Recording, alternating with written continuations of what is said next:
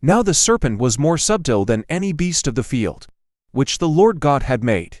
And he said unto the woman, Yea, hath God said, Ye shall not eat of every tree of the garden? And the woman said unto the serpent, We may eat of the fruit of the trees of the garden, but of the fruit of the tree, which is in the midst of the garden, God hath said, Ye shall not eat of it, neither shall ye touch it, lest ye die. And the serpent said unto the woman, Ye shall not surely die, for God doth know that in the day ye eat thereof, then your eyes shall be opened, and ye shall be as gods, knowing good and evil.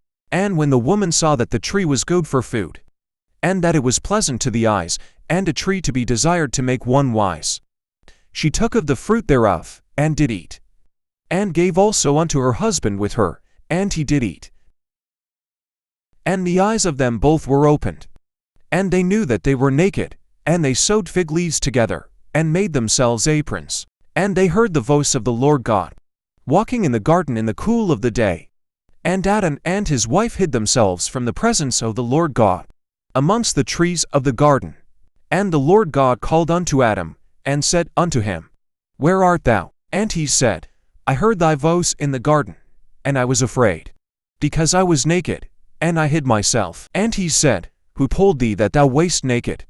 Hast thou eaten of the tree, whereof I commanded thee that thou shouldest not eat? And the man said, The woman whom thou gavest to be with me, she gave me of the tree, and I did eat. And the Lord God said unto the woman, What is this that thou hast done? And the woman said, The serpent beguiled me, and I did eat. And the Lord God said unto the serpent, Because thou hast done this, thou art cursed above all cattle, and above every beast of the field. Upon thy belly shalt thou go, and dust shalt thou eat all the days of thy life. And I will put enmity between thee and the woman, and between thy seed and her seed. It shall bruise thy head, and thou shalt bruise his heel. Unto the woman he said, I will greatly multiply thy sorrow and thy conception. In sorrow thou shalt bring forth children. And thy desire shall be to thy husband, and he shall rule over thee.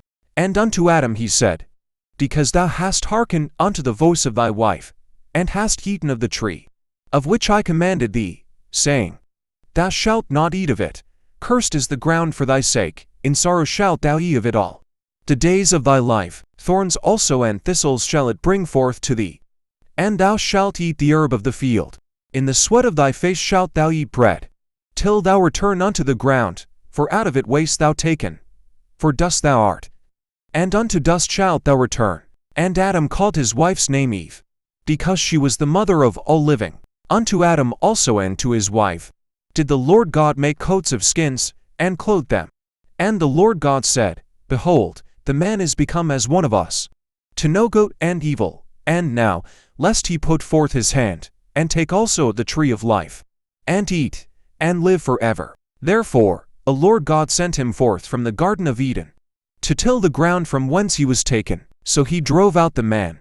And he placed at the east of the Garden of Eden cherubims, and a flaming sword which turned every way, to keep the way of the tree of life.